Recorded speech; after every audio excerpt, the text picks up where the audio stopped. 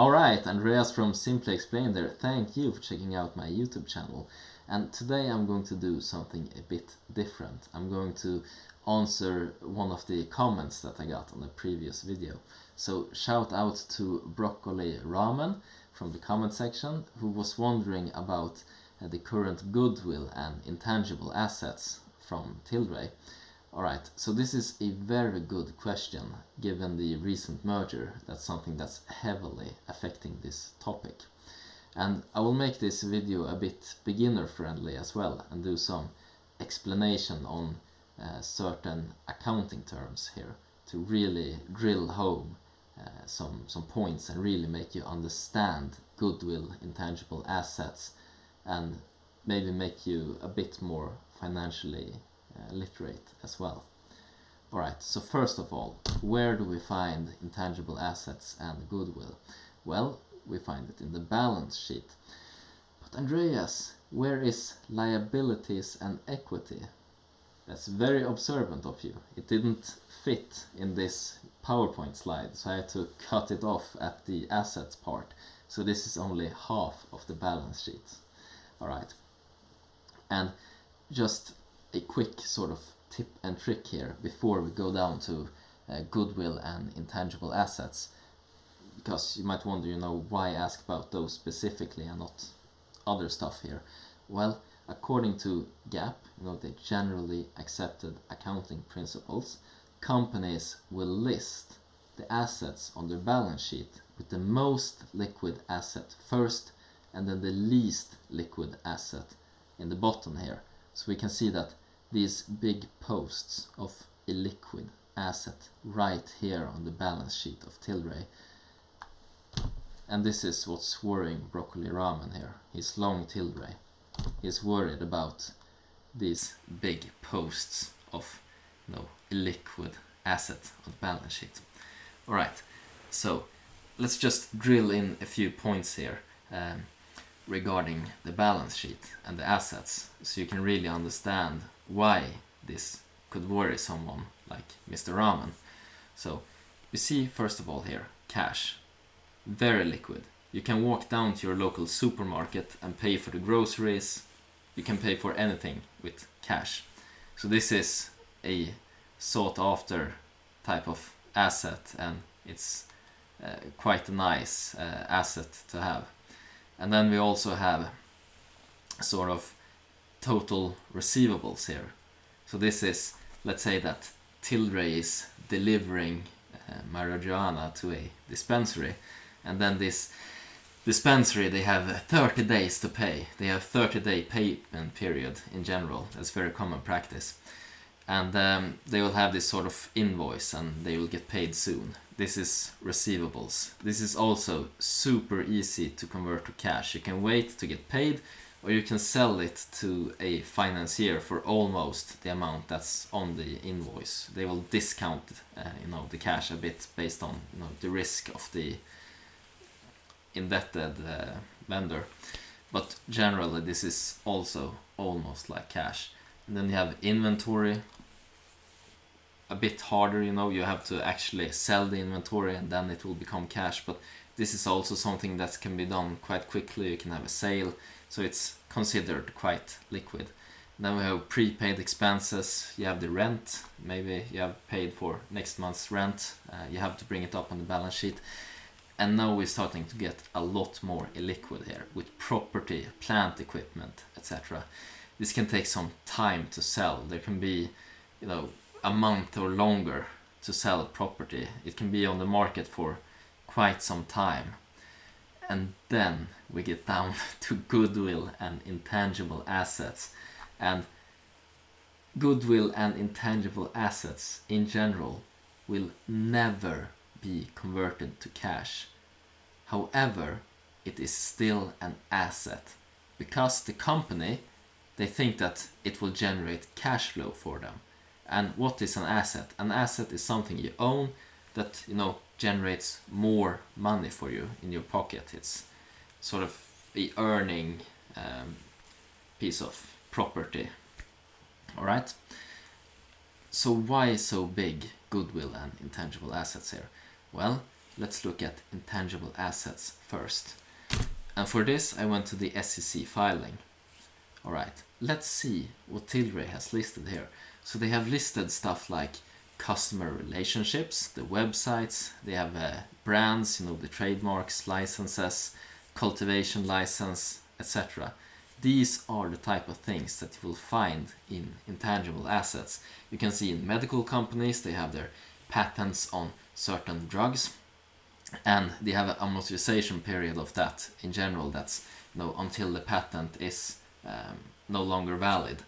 And this is one part where investors can make a lot of mistakes or potentially earn a lot of money, because a lot of investors don't really look at the intangible assets and see that maybe a patent for a drug is running out soon, and they expect cash flow to continue as strong as before, for this medical company, or they see that they have a lot of time left on the patent, and that cash flow will continue for this time, and if they discount it with their internal rate of return that they want, they can see that the stock is priced below what they want to pay for it.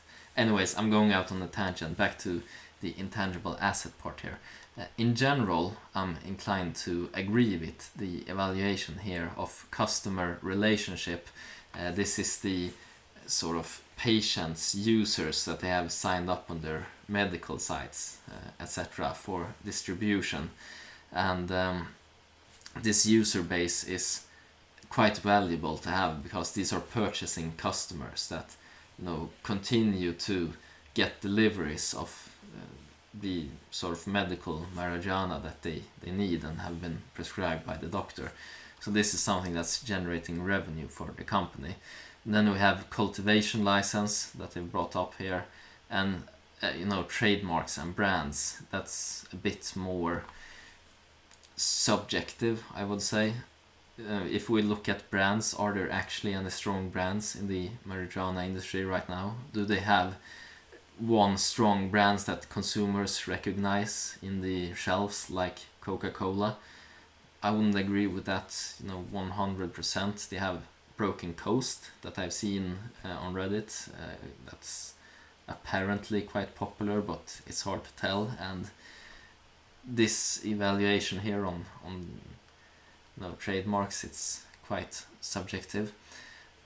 Or anyways, these are the intangible assets. Now you see them black and white, listed by for the SEC, a full disclosure. Let's move on to the second part of the question here. What about goodwill? Well, goodwill is, it doesn't really exist. Alright, goodwill, it's, fairy dust. And in this case, and in all other mergers, it's very common for the company that's acquiring the other company to pay a premium for this. And in general, that premium is about 20%. And what I mean by this? Well, if you list, let's say you have 800,000 of assets in the company. No debt, nothing, just 800,000 in property or something like that.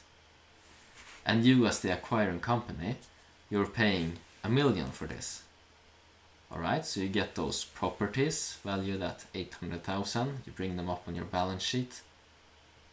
But your financial statement, it's not balanced yet. You have paid out an expense of $1 million, and you only have brought up new assets on the balance sheet of 800,000. What are we going to do about this? Accountants thought about in the past. Well, that's when goodwill was invented. So goodwill is created there as the difference between actual assets that you got from the deal and the premium that you paid. So goodwill is basically the premium that you paid in the merger deal. And if you look at the timeline and the balance sheet from before the merger and after the merger, you will see that the merger is what indeed created the goodwill. Alright, so far it doesn't sound very good, right? Why would anybody do that? Well, you have the synergy effects from the merger, and the acquisition value in general is higher for a company than the actual market value, and this is why a premium is paid. And when a company is profitable and they write down this goodwill, the goodwill, being lower, will count as a loss in accounting, and you can sort of take the gains, the profit that you made from operations, and subtract the amortization or write-offs of the goodwill from that, and then that way you don't have to pay as much tax. So it has value in terms of sort of tax credits, or how you can put it. So that's the intangible assets and goodwill part of Tilray's balance sheet explained. I hope it made sense, and if you have any questions, put them down below in the comments. Maybe you can also share some other examples of when goodwill is created on the balance sheet. There are some other ones out there. It's not only mergers and acquisitions. Anyways, that's been it for today. I hope you make a lot of money trading, friends. Invest safe. Bye bye.